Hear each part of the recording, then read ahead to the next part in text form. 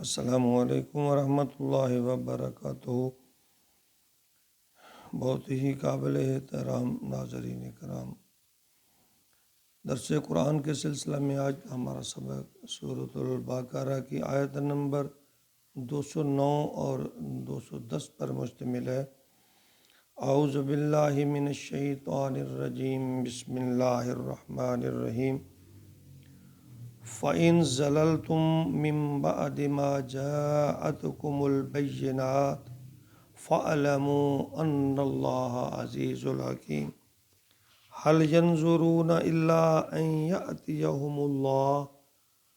فِي ظُلُلٍ مِّنَ الْغَمَامِ وَالْمَلَائِكَةُ وَقُضِيَ الْأَمْرُ وَإِلَى اللَّهِ تُرْجَعُ الْأُمُورُ۔ ان دو آیات میں اللہ رب العزت کے دو فرامین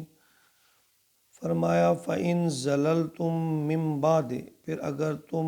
پھسل جاؤ، بدل جاؤ بعد اس کے، مَا جَاءَتْكُمُ الْبَيِّنَاتُ، جب آ جائیں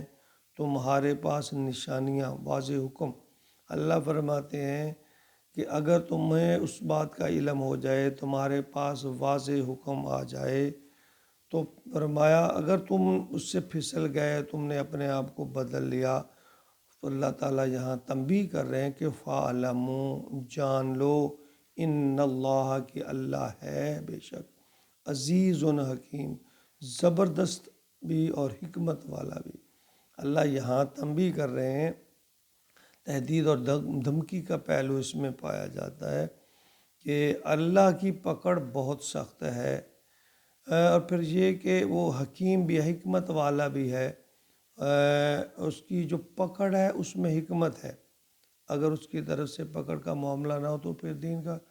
پورا نظام ہی بے معنی ہے۔ یعنی اللہ کی طرف اگر کسی گناہ پر پکڑ نہیں ہے، فرض کریں، تو پھر یہ ازمائش کیسی؟ پھر تو ازمائش نہ ہوئی، جزا اور سزا اور جنت دوزخ کا معاملہ تو پھر نہ ہوا نا۔ تو اللہ فرماتے ہیں کہ اگر جاننے کے باوجود تمہارے اوپر بات کھل گئی ہے، سامنے آ گئی ہے، یہاں ہو گئی ہے، اور پھر تم اس سے پھر جاتے ہو، پھسل جاتے ہو، اللہ فرماتے ہیں کہ اللہ کی پکڑ بہت سخت ہے اور وہ بڑی حکمت والا ہے۔ دوسری آیت میں اللہ فرماتے ہیں، حَلْ يَنظُرُونَ، کہ کیا تم اس انتظار میں ہو، اِلَّا أَن يَأْتِيَهُمُ اللَّهُ، کہ آ جائے اللہ فِي ظُلُلٍ مِّنَ الْغَمَامِ، یعنی صاحبان سے، آسمانوں سے اللہ تعالیٰ جو بادلوں کی شکل میں یا بادلوں کی طرح آ جائے، جس طرح یہ بادل آتے ہیں، وَالْمَلَائِكَةُ، تو فرشتے آ جائیں، وَقُضِيَ الْأَمْرُ، اور اللہ کا فیصلہ۔ اللہ فرماتے ہیں کہ پھر کیا تم اس انتظار میں ہو کہ آسمان سے اللہ کا جو سختی کا یا سزا کا جو فیصلہ ہے وہ نازل ہو جائے، اور فرشتے جو ہیں وہ تمہیں پکڑنے کے لیے آ جائیں۔ یعنی واضح احکامات اور تنبیہات آنے کے باوجود بھی اگر تم میں کجروی ہے، تم باز نہیں آتے ہو، تو اس بات کا پھر انتظار کرو کہ اللہ کا جلال جو ہے یا فرشتوں کی جو فوج ہے وہ آ جائے اور تمہاری پکڑ ہو جائے۔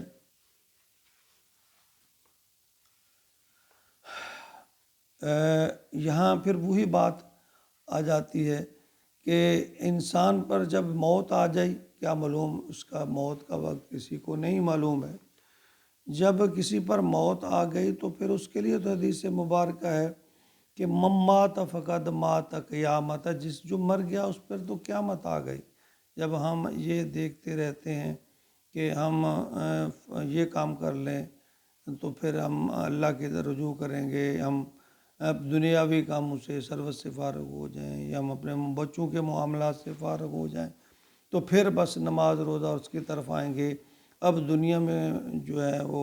ہلکان ہوئے ہیں،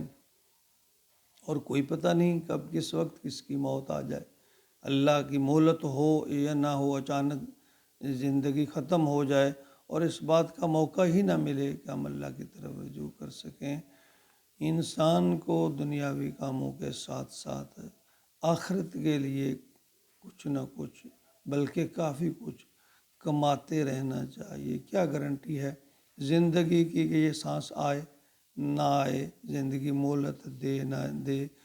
اس میں جو توانائی ہے جو اللہ تعالیٰ نے اس میں جان کی جو اور زندگی کی جو رمق بھری ہوئی ہے، وہ اللہ تعالیٰ کس وقت واپس لے لے، یا خدا نہ خواستہ انسان کسی اچانک ایسی مشکل یا بیماری میں پھنس جائے، اس قابل ہی نہ رہے کہ وہ اللہ کی عبادات کی طرف رجوع کر سکے، تو یہ نہیں سوچتے رہنا چاہیے کہ ہمیشہ کہ میں دنیا کے اس کام سے فارغ ہو جاؤں، اس کام یہ کام نمٹا لوں، وہ کر لوں، تو پھر میں جو ہے اللہ کی طرف مکمل طور پہ رجوع کروں گا۔ اور زندگی کا تو کسی کو کبھی کسی وقت بھی بھروسہ نہیں ہے۔ نبی پاک صلی اللہ علیہ وسلم کی تعلیمات سے ہمیں یہ سبق ملتا ہے کہ آپ فرمایا کرتے تھے کہ پتہ نہیں یہ سانس آئی ہے اندر گئی ہے باہر آئے گی کہ نہیں، یا باہر آئی ہے اندر جائے گی کہ نہیں، میں سجدے سے سر اٹھاؤں گا کہ نہیں، یا رکوع میں جا سکوں گا کہ نہیں۔ زندگی کا تو یہ معاملہ ہے، اور نبی پاک صلی اللہ علیہ وسلم کا تو یہ یقین اور ایمان ہے۔ اور ہم کس طرح اتنی لمبی لمبی توقعات پر کہ زندگی کہ ہم وہ کر لیں گے، پھر یہ کر لیں، پھر ہم وہ کر لیں گے، تو کیا پتہ ہے کہ زندگی مہلت دے یا نہ دے۔ وَإِلَى اللَّهِ تُرْجَعُ الْأُمُورُ، اللہ فرماتے ہیں تمہارے جو تمام معاملات ہیں جو تم نے کیے ہیں وہ تمہاری طرف لوٹائے جائیں گے قیامت کے دن۔ جو تم نے اچھا کیا ہے، جو برا کیا ہے، سب معاملات جو ہیں وہ تمہارے سامنے پیش کر دیے جائیں گے، اور یہ ایک ہمارے تمام اعمال کتابی شکل میں کرامن کاتبین اس کو مرتب کر رہے ہیں، اور قیامت کے دن یہی نامہ اعمال ہمارے آگے پیش کر دیا جائے گا جو ہم نے کیا ہے۔ اللہ رب العزت ہمیں دنیا کا زندہ رہنے کے لیے، دنیا بس اس کو زندہ رہنے کی حد تک زندہ رہنا ہے، گزارنی ہے، اس حد تک اس کو لینا چاہیے، اور اس کے ساتھ ساتھ اللہ کی رضا کے لیے، کیونکہ آخرت کے دن کوئی کسی کے کام نہیں آئے گا، نہ مال اولاد دولت رزق رشتہ داریاں، کچھ بھی نہیں، اپنے کیے کا ہی جو انسان ہے اپنے اعمال کا ہی نتیجہ بھگتے گا۔ تو کیوں نہ ہم اپنے لیے اپنے دشمن کیوں بنے کہ اپنی عاقبت خراب کر کے دنیا کے لیے ہی ہم پاگل ہلکان ہو جائیں۔ اللہ تعالی ہمیں اس دنیا میں رہتے ہوئے اپنے احکامات پر اور نبی پاک صلی اللہ علیہ وسلم کے فرامین پر کما کو چلنے کی توفیق عطا فرمائے، آمین یا رب العالمین۔